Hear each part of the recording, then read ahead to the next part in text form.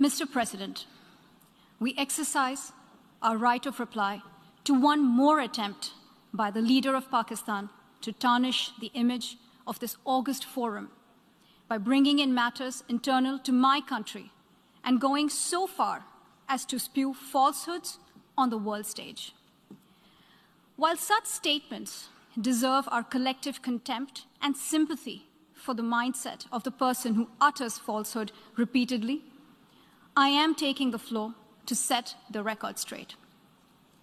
Regrettably, this is not the first time the leader of Pakistan has misused platforms provided by the UN to propagate false and malicious propaganda against my country, and seeking in vain to divert the world's attention from the sad state of his country, where terrorists enjoy free pass while the lives of ordinary people, especially those belonging to the minority communities, are turned upside down. Mr. President, member states are aware that Pakistan has an established history and policy of harboring, aiding, and actively supporting terrorists. This is a country which has been globally recognized as one openly supporting, training, financing, and arming terrorists as a matter of state policy. It holds the ignoble record of hosting the largest number of terrorists proscribed by the UN Security Council. Mr. President, we marked the solemn occasion of the 20th anniversary of the 9/11 terror attacks just a few days back. The world has not forgotten that the mastermind behind that dastardly event, Osama bin Laden, got shelter in Pakistan. Pakistan leadership continues to glorify him as a martyr. Regrettably, even today, we heard the leader of Pakistan trying to justify acts of terror. Such defense of terrorism is unacceptable in the modern world.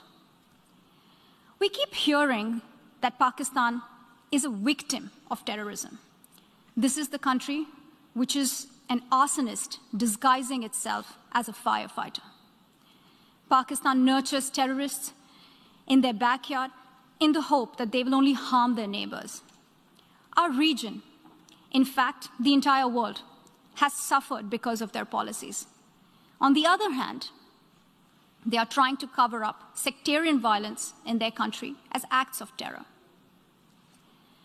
Mr. President, this is also the country that still holds the despicable record in our region of having executed a religious and cultural genocide against the people of what is now Bangladesh.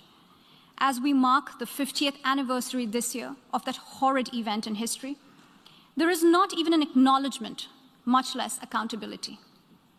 Today, the minorities of Pakistan, the Sikhs, the Hindus, the Christians, live in constant fear and state-sponsored suppression of their rights.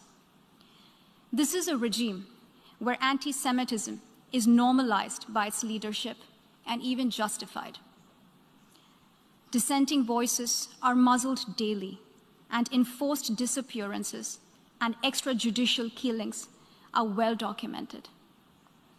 Mr. President, unlike Pakistan, India is a pluralistic democracy with a substantial population of minorities who have gone on to hold highest offices in the country, including as President, Prime Minister, Chief Justices, and Chiefs of Army Staff.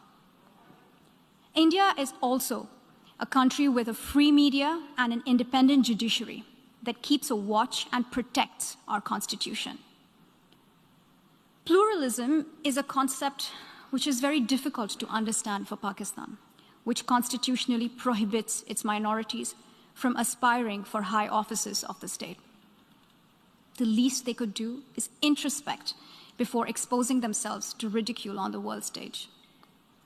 Finally, Mr. President, let me reiterate here that the entire Union territories of Jammu and Kashmir and Ladakh were, are, and will always be an integral and inalienable part of India. This includes the areas that are under the illegal occupation of Pakistan. We call upon Pakistan to immediately vacate all areas under its illegal occupation. Mr. President, allow me to be categorical about India's position. We desire normal relations with all our neighbors, including Pakistan. However, it is for Pakistan to work sincerely towards creating a conducive atmosphere, including by taking credible, verifiable, and irreversible actions to not allow any territory under its control to be used for cross-border terrorism against India in any manner. I thank you, Mr. President.